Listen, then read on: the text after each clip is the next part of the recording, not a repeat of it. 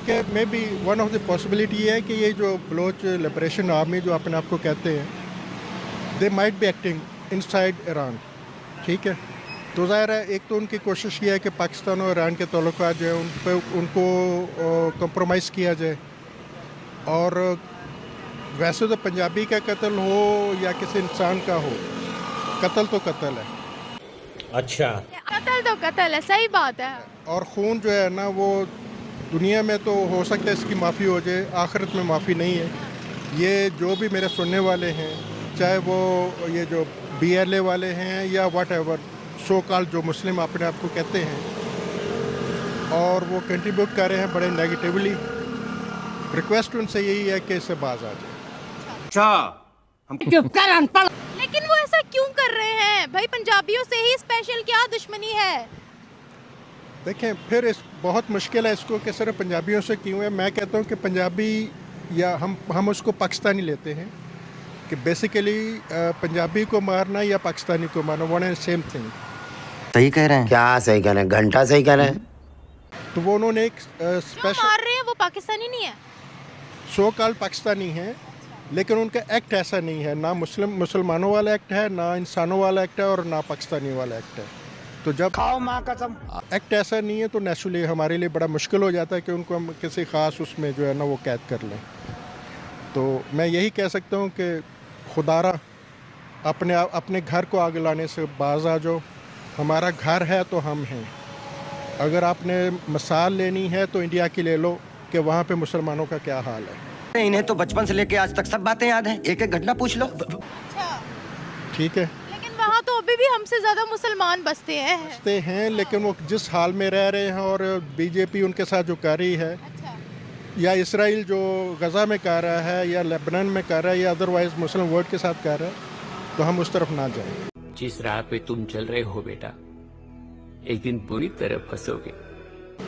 Thank you. लेकिन sir अभी तो हम ये उठ के भारत पे या इसराइल पे क्यों चले जाते? टॉपिक तो हमारा बलूचिस्तान था। आखिर बलूचिस्तान के अंदर जो इतनी जमातें बन गई हैं, Balochistan liberation army, Balochistan liberation front, यही नहीं, अभी और सुनिए। लश्कर Balochistan, Republican guard, Republican army, इसके पीछे के मकसद क्या है? इतनी जमातें बन गई और सारी एंटी पाकिस्तान। हाँ बिल्कुल, उसके आपने कहा इंडिया का नाम इसलिए कि इन सब के पीछे इंडिया है।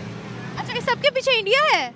मतलब 99.9% श्योर। इन्हें तो बचपन से लेके आज तक सब बातें याद हैं, एक एक घटना पूछ लो। 100% प्रूफ है क्या हमारे पास?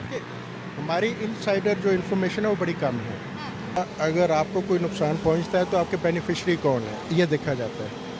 इसी तरह अगर पाकिस्तानी की वहदियत को कुछ नुकसान पहुंचता है तो उसका बेनिफिशरी कौन है, ये हमें देखना चाहिए।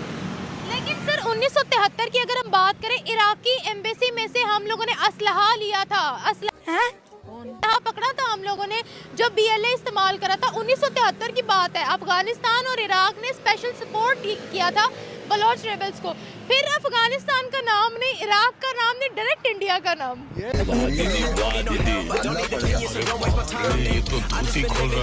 यस, आपने बहुत अच्छा किया कि 73 में आपने लिया था। 71 आप भूल गए हो।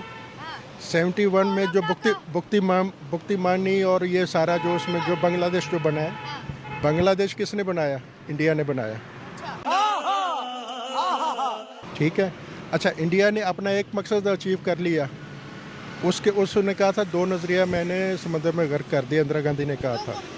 ठीक है ना, तो वो ज़ाहिर है उसका एक मकसद अचीव हो गया। दूसरा मकसद यही बलूचिस्तान को अलहदा करना, KP को अलहदा करना, पाकिस्तान से टुकड़े टुकड़े करना।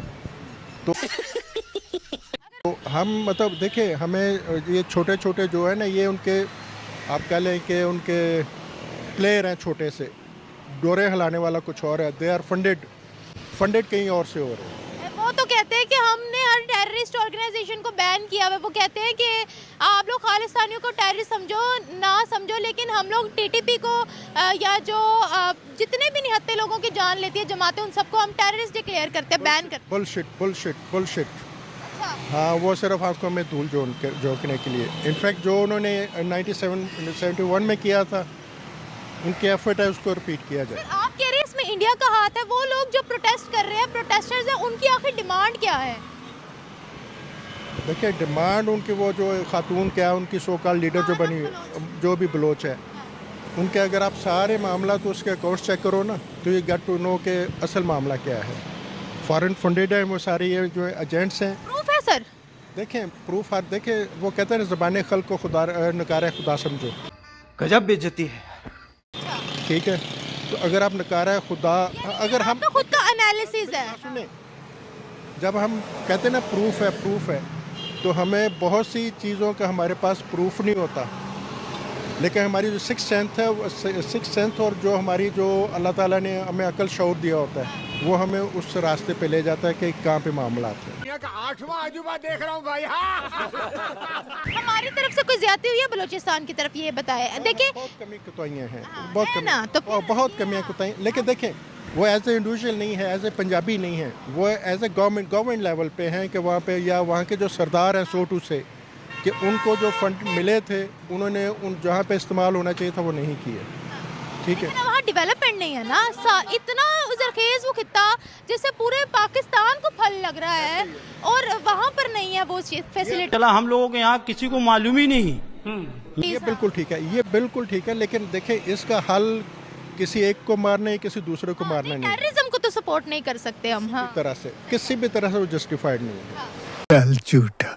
ठीक है ना। आपने जब इंडिया का नाम लिया, हमने कुलभूषण यादव को बलूचिस्तान से पकड़ा था, लेकिन आज तक हम उस बंदे को प्रूफ नहीं कर पाए। और क्या प्रूफ चाहिए? इंटरनेशनल कोर्ट ऑफ जस्टिस में हम प्रूफ नहीं कर पाए। कराली बेइज्जती नहीं हो चुका है, वो कन्विक्टेड है। क्या हो गया आपको? सर अभी तक मुद्दा चल रहा है, हम नहीं प्रूफ कर पाए। मुद्दा तो चलते रहना है, लेकिन वो कन्विक्टेड है। यस बिल्कुल, वो जेल में है। चले, मेरे ख्याल हमारी काफी गुफ्तगू हो गई। Thank you very much. शर्म है कुछ शर्म आया है।